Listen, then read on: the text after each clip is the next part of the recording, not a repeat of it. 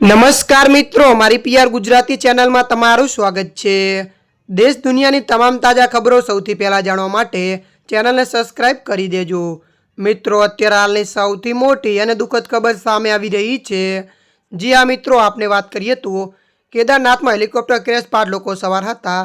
ત્યારે મિત્રો વિગતવાર આપને વાત કરવામાં આવે તો કેદારનાથમાં લેન્ડિંગ કરતી વખતે એક હેલિકોપ્ટર ક્રેશ થયું હતું।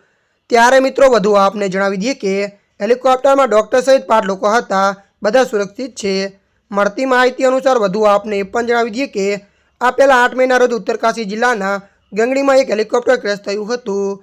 ત્યારે મિત્રો અત્યારની આ મોટી દુઃખદ ખબર મળી રહી છે। ત્યારે મિત્રો હાલ માટે આટલું, મળીશું નવી અપડેટ સાથે। જો તમને અમારો વિડીયો પસંદ આવે લાઇક, શેર અને સબસ્ક્રાઇબ કરી નાખજો। ધન્યવાદ।